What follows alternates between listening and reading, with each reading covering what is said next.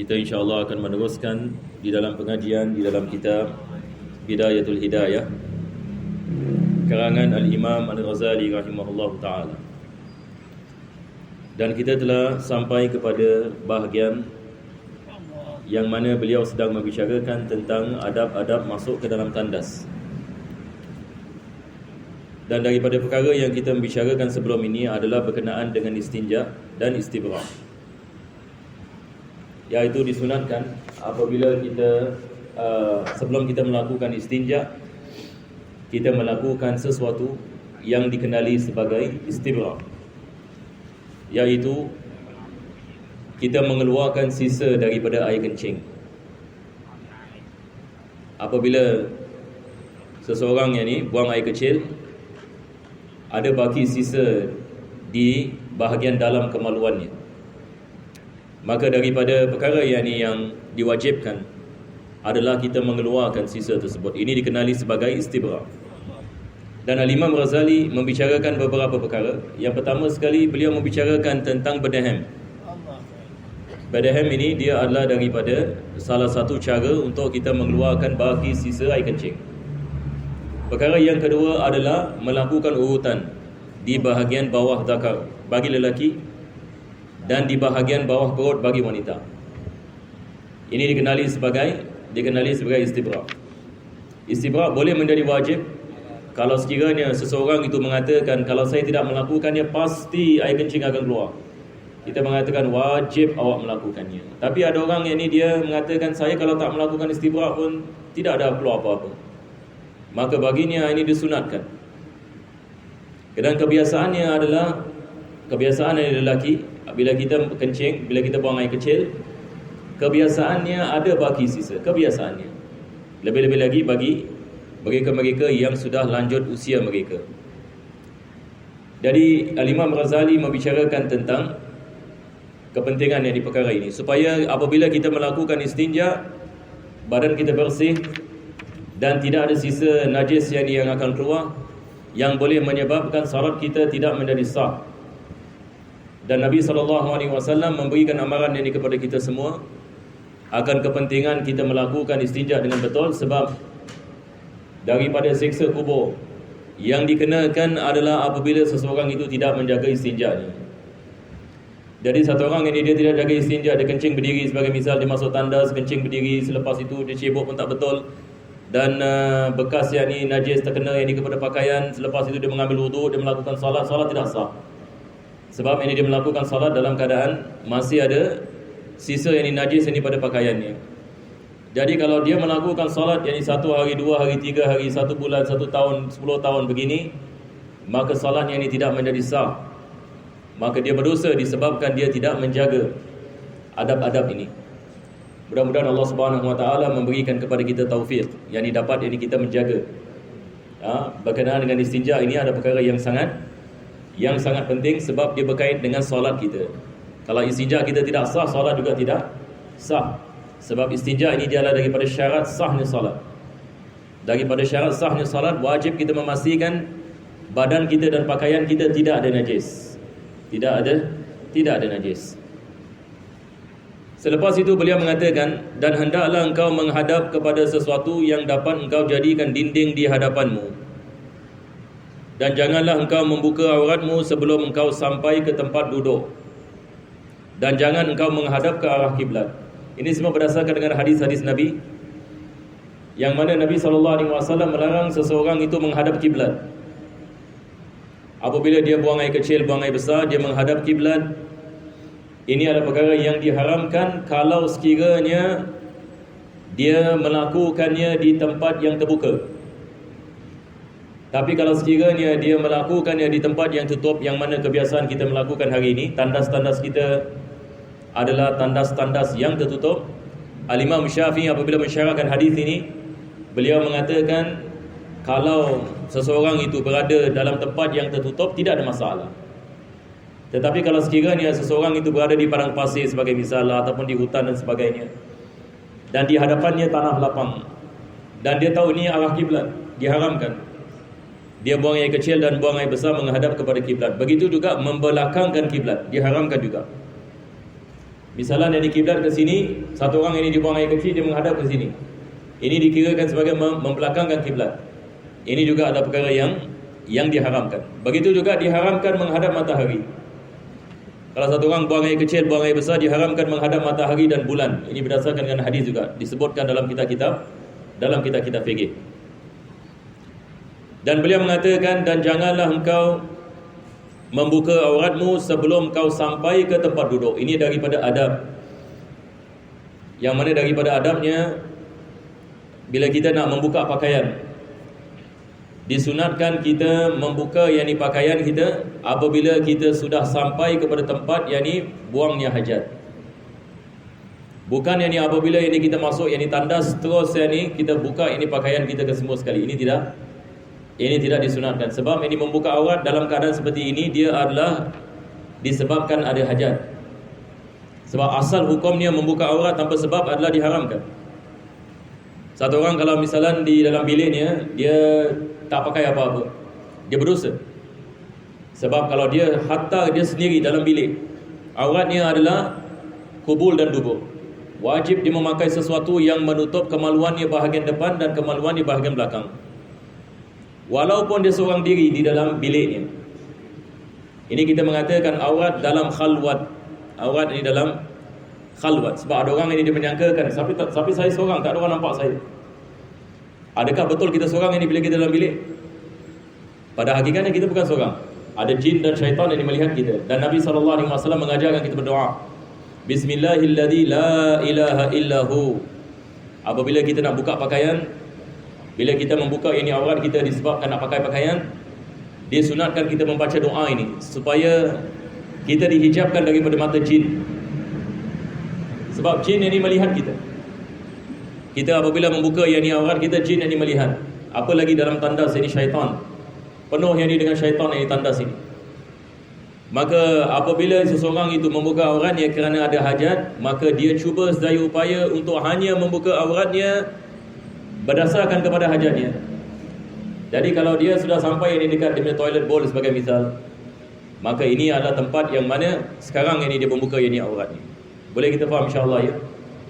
Jadi daripada kesilapan adalah satu orang ini dia masuk tandas, belum lagi apa-apa, yang ini dibuka ini semua pakaiannya. Selepas itu ini dia duduk ini atas toilet bowl. Ini bercanggah dengan adab. Bercanggah ini dengan adab Islam. Jadi Al-Imam Ghazali mengatakan membuka pakaian apabila kita sampai ke tempat hajat, dan kita buka sekadar hajat saja. Kalau kita boleh dapat menutup apa yang kita dapat menutup, itu adalah lebih afdal. Dan janganlah pula engkau membelakangkan yang demikian. Yang ini dia mengatakan diharamkan kita menghadap matahari dan bulan dan membelakangkan matahari dan bulan. Ini bagi orang yang melakukan hajatnya di tanah yang lapang. Dan janganlah engkau qada hajat di dalam air yang tenang. Nabi SAW melarang ini kita buang air kecil ataupun buang air besar pada air yang tenang. Apa sebabnya? Ini air yang tenang ni apa? Kita air ni kadang-kadang bila kita di hutan sebagai misal, kalau satu orang di hutan, kalau kita di Singapura ni biasa benda-benda seperti ini kita tidak menghadapinya. Tapi kalau orang yang ada di hutan misalan, kadang-kadang kita lihat air ni dia mengalir, kan? Air sungai, air macam air parit dan sebagainya. Tetapi ada jenis air dia tergenang. Kita panggil ini air tergenang. Dia macam reservoir kecil gitu. Dia tidak mengalir. Nabi SAW melarangkan kita membuang air kecil dengan air besar di dalam air yang tergenang ini. Apa sebabnya? Sebab biasanya air yang seperti ini, binatang-binatang meminum daripadanya. Yang ini binatang-binatang yang di tempat itu minum daripadanya. Dan mungkin yang ini ada orang menggunakannya, tapi kita sudah menajiskan air. Masalah yang ini. Cuba bayangkan kita menajiskan air. Bila kita menajiskan air, orang nak ambil wuduk pun tak boleh, nak minum pun tak boleh. Binatang-binatang yang minum ini air najis. Maka Nabi SAW melarang kita buang air kecil dengan buang air besar di air yang seperti ini. Tapi beza hukumnya kalau air mengalir. Misalnya kalau kita ada sungai misalnya mengalir dengan deras, maka ini hukum berbeza. Sebab air yang mengalir ini dia dapat mencuci kekotoran, berbeza dengan air yang tenang. Atau di bawah pokok yang berbuah. Kita juga ada hadis berkenaan dengan larangan buang air kecil dengan buang air besar di bawah pokok yang berbuah. Kenapa pokok yang berbuah? Sebab pokok yang berbuah ini, kalau buahnya jatuh terkena najis. Jadi dilarang kita buang air kecil dengan buang air besar di bawah pokok yang berbuah. Dan ini juga dapat mengotorkan tempat. Kalau sekiranya pokok itu bukan milik kita, diharamkan. Kalau yang ini milik kita juga bukan milik kita juga diharamkan. Sebab ini kita menjadi sebab buah yang jatuh itu terkena kepada najis. Dan jangan pula di dalam lubang. Dilarang ini kita buang air kecil di dalam lubang. Ini lubang ini kadang-kala dia boleh disebab kita digigit oleh binatang, ataupun kita menjadi sebab menyusahkan dari binatang yang berada dalam lubang. Ini lubang ini biasa ni ada ular di dalamnya. Kalau kita nasib baik, dalamnya tidak ada apa-apa, mungkin ada semut. Kalau lubang yang ada semut, kita menjadi sebab ini kita menyusahkan binatang-binatang yang tinggal dalam lubang itu. Tapi kalau sekiranya lubang itu ada kalajengking, ataupun lubang itu ada ular sebagai misal, maka ditakuti orang ini dipatuk yang ini ular kalau dia buang air kecil yang ini di tempat sedemikian. Jadi dilarang ini kita buang air kecil dan buang air besar di tempat lubang, sebab kebiasaan dari lubang ini ada binatang yang berada di dalamnya. Dan jauhilah daripada kencing di atas tanah yang keras, sebab tanah yang keras dia akan terpecik. Kita menaik kencing akan terpecik. Jadi Nabi SAW melarang ini kita melakukan di atas tanah yang keras. Jadi biasa apa yang dilakukan sebelum buang air kencing, sebelum buang air kecil adalah kita lembutkan tanah. Kalau satu orang misalnya dia buang air kecil di atas tanah, jadi dia memastikan bila air kencing itu kena kepada tanah, dia tidak terpercik, supaya dia tidak menajiskan dirinya. Atau di tempat bertiup angin, kerana ditakuti bahawa engkau akan terkena percikannya. Satu orang ini misalnya dia buang air kecil di padang pasir, dan ini keadaan orang mengatakan kepada dia, awak nak kena baik-baik, ini padang pasir ni anginnya kuat.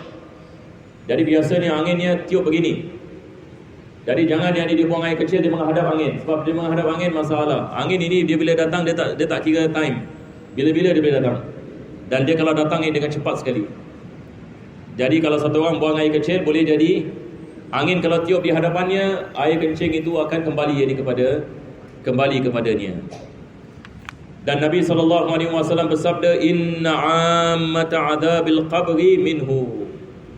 Ini adalah hadis Nabi SAW riwayat Daraqutni, hadis Anas radhiyallahu an, yang mana Nabi SAW mengatakan azab kubur, daripada sebab kebiasaan ini azab kubur dikenakan adalah disebabkan tidak menjaga istinja.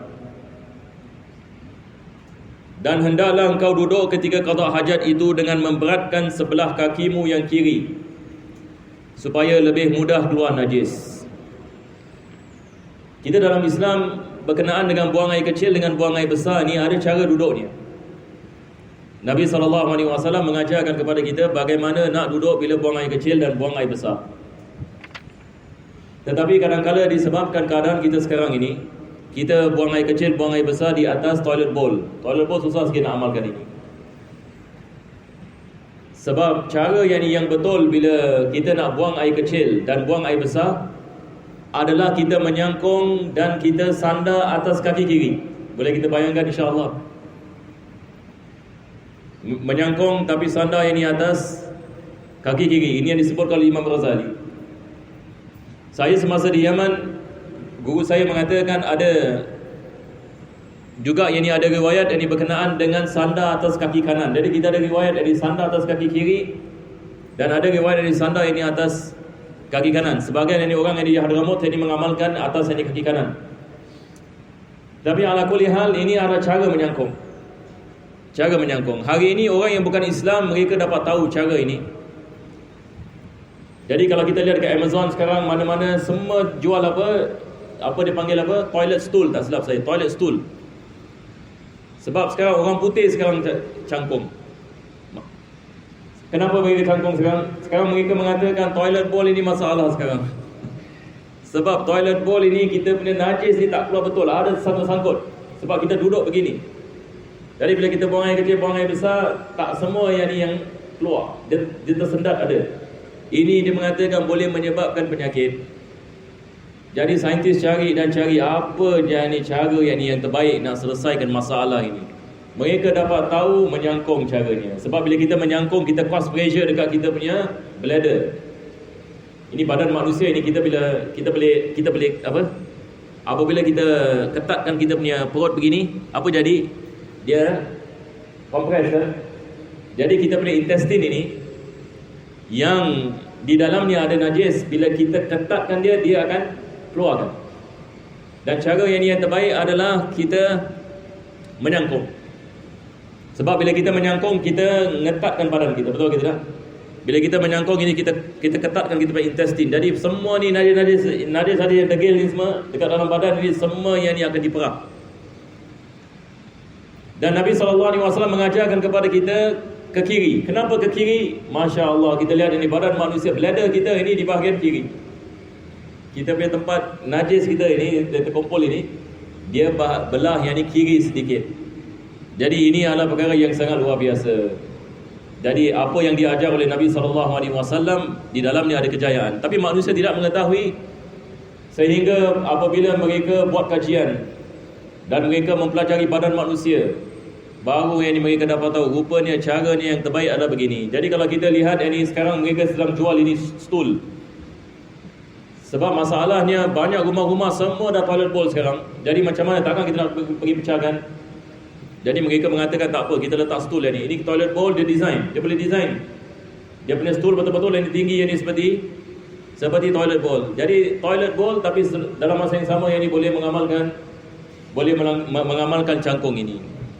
Sebab yang ni kebiasaan yang di rumah-rumah kita, yang ni ada toilet bowl. Tapi kalau kita ada toilet bowl, kita tidak boleh mengamalkan perkara ini, sebab bahaya. Jadi saya sentiasa yang ni mengatakan, kalau kita masuk tandas toilet bowl, lebih baik kita elakkan daripada kita cangkung. Apa sebabnya? Sebab sangat bahaya. Kalau jatuh ini lagi satu masalah. Sebab ada jemaah kita, dia lihat, oh Masya Allah ini sunnah, jadi dia pun cangkung. Lepas itu dia dah cangkung, dia ke kiri sedikit, ke kiri terus, ke kiri habis. Ini boleh menyebabkan ini masalah. Tapi kalau sekiranya kita tidak mampu melakukannya, kita jangan letak diri kita ini dalam ini kebinasaan. Tapi maksudnya di sini adalah kalau kita mampu, itu adalah lebih afdal. Jadi Al-Imam Ghazali mengatakan, memberatkan sebelah kaki kirimu, dan janganlah engkau kencing di dalam keadaan berdiri, kecuali ketika darurat. Ini seperti mana saya mengatakan minggu lepas, elakkan daripada kencing berdiri. Sebab biasanya kencing berdiri, najis ini akan tersendat. Jadi bila kita istinja, selepas itu kita berjalan dan menyangkung dan sebagainya, dia akan keluar. Lebih lagi bila kita nak melakukan rukuk dan sujud, ini akan menjadi sebab kita tidak dapat menjaga najis, membersihkan diri kita. Itu sebab ulama kita melarang kita kencing yang berdiri. Melainkan kalau kita tak ada option, kita berada di tempat semua najis. Misalnya tempat kita tak boleh duduk mana-mana, semua najis, maka dalam keadaan seperti ini, hanya apa nak buat, kita kencing yang berdiri. Tetapi kita berjaga-jaga supaya percikan yang air kencing yang tidak kena kepada pakaian. Dan kita cuba sedaya upaya untuk melakukan istibrak dan istinja, supaya insya-Allah Ta'ala tidak ada bekas yang air kencing yang baki. Mudah-mudahan Allah memberikan kepada kita taufik. Bismillahirrahmanirrahim. Alhamdulillah rabbil alamin. Allahumma salli wa sallim ala sayyidina Muhammad wa ala ali sayyidina Muhammad. Rabbana atina fid dunya hasanah wa fil akhirati hasanah wa qina adzaban nar. Sallallahu ala sayyidina Muhammadin wa ala alihi wa sahbihi wasallam. Alhamdulillah rabbil alamin. Taqabbalallahu minkum.